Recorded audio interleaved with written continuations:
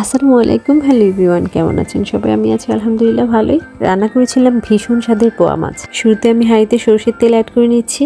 আমি কিন্তু যে কোনো মাছ রান্নায় সরষের তেল ইউজ করতে পছন্দ করি। তেল গরম হয়ে আসলে এখানে দিয়ে দেব পেঁয়াজ কুচি। পেঁয়াজ কুচিগুলো একটু ভেজে নেব।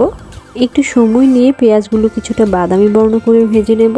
আপনারা কিন্তু এখানে চাইলে পেঁয়াজ বাটাও ইউজ করতে পারেন, বাট আমি পেঁয়াজ কুচিগুলো একটু বেশি চপ করে নিয়েছি। এ পর্যায়ে এখানে আমি অ্যাড করে দেব কাঁচামরিচ। ঝাল বেশি খেলে একটু বেশি করে কাঁচামরিচ অ্যাড করতে পারেন। এবার দিয়ে দেব রসুন পেস্ট আর গুঁড়ো মশলা, হলুদ গুঁড়ো, ধনে গুঁড়ো, জিরে গুঁড়ো আর লাল মরিচের গুঁড়ো অ্যাড করেছি। সাথে দিয়ে দিচ্ছি স্বাদমতো লবণ। এবার মশলাগুলো খুব ভালো মতো একটু কষিয়ে নিতে হবে তেলের উপরে। একটু সময় নিয়ে মশলা কষাবেন, ততক্ষণ পর্যন্ত সুন্দর মতো কষিয়ে নিতে হবে যতক্ষণ না মশলার কাঁচা ফ্লেভারটা অনেকটাই কমে আসে। খানিকটা পানি অ্যাড করে মশলা কষিয়ে নিতে হবে। এভাবে 2-3 বার করে পানি অ্যাড করে মশলা কষাতে হবে। আর চেষ্টা করবেন ঢেকে মশলা কষাতে। যে কোনো কিছু ঢেকে রান্না করলে কিন্তু স্মেলটা কারির সাথে সুন্দর মতো ধরে থাকে। এই মাছটি খেতে যতটা মজা, উপকারীও কিন্তু অনেক বেশি। শিশু কিশোরদের মানসিক ও শারীরিক গঠনে এই মাছটি কিন্তু দারুণ ভূমিকা পালন করে।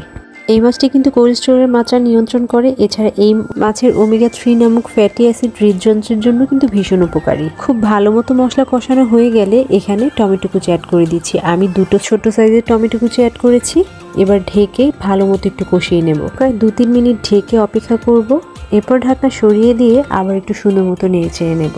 মশলার তেল উপরে ভেসে এসেছে। এবার এখানে আমি আমার ধুয়ে রাখা পোয়া মাছগুলো অ্যাড করে দেবো। আমি কিন্তু হলুদ এবং লবণ দিয়ে 10 মিনিটের মতো ম্যারিনেট করে রেখে দিয়েছিলাম।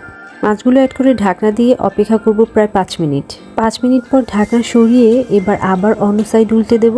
পোয়া মাছ কিন্তু ভীষণ নরম একটি মাছ। খুব আলতো হাতে কাজটি করতে হবে যেন কোনোভাবেই মাছ ভেঙে না যায়। মাছ উল্টাতে গেলে কিন্তু আমার ভীষণ বেগ পেতে হয়। প্রায় সময় দেখা যায় আমি যখন মাছ উল্টাতে যাই আমার যে কোনো একটা বা দুটো মাছের সাইড দিয়ে ভেঙে এসেছে। এবার অপর সাইড উল্টে ঢেকে অপেক্ষা করব 5 মিনিট। মোট কথা দুই পাশেই 5 মিনিট 10 মিনিট ধরে আমি কষিয়ে নিচ্ছি মাছগুলো। পোয়া মাছ হতে কিন্তু খুব বেশি সময় লাগে না। 20-25 মিনিটের মধ্যে কিন্তু আপনার রান্না কমপ্লিট হয়ে যাবে। এবার আমি এখানে 1 চিমটি কালো জিরে দিয়ে দিচ্ছি। এরপর অ্যাড করছি ঝোল। অবশ্যই গরম পানি দেওয়ার চেষ্টা করবেন। যে পরিমাণে ঝোল রাখতে চান সে পরিমাণে পানি অ্যাড করবেন। গরম পানি অ্যাড করে আমি আলতো করে নেড়ে এবার ঢেকে অপেক্ষা করব 7 থেকে 8 মিনিট। 8 মিনিট পর ঢাকা সরিয়ে দিচ্ছি। আমার রান্না কিন্তু অলমোস্ট হয়ে এসেছে এবং লাস্ট পর্যায়ে আমি ফ্লেভারের জন্য কিছু কাঁচামরিচ দিয়ে দিচ্ছি আর দেবো খানিকটা ভাজা জিরে গুঁড়ো। এরপর এখানে অ্যাড করে দেবো একটা গোটা টমেটো কুচি। মাছের সাথে কিন্তু শেষে দিয়ে যদি টমেটো কুচি অ্যাড করতে পারেন তাহলে কিন্তু টেস্টটা অনেক বেড়ে যায় আমার কাছে মনে হয়। এবার ঢেকে অপেক্ষা করতে হবে আরও 4 থেকে 5 মিনিট। 5 মিনিট পর আমি ঢাকা সরিয়ে দিচ্ছি। আমার রান্না শেষ। এবার আমি এখানে কিছুটা ধনেপাতা কুচি অ্যাড করে দেবো। যে কোনো মাছ রান্নায় ধনেপাতার স্মেলটা আমার কাছে ভীষণ ভালো লাগে। আমি কিন্তু একটু বেশি করে দেওয়ার ট্রাই করি। ধনেপাতা দিয়ে আমি চুলোর আঁচ নিভিয়ে দিয়েছি। এবার ঢেকে অপেক্ষা করবো প্রায় 5 মিনিট।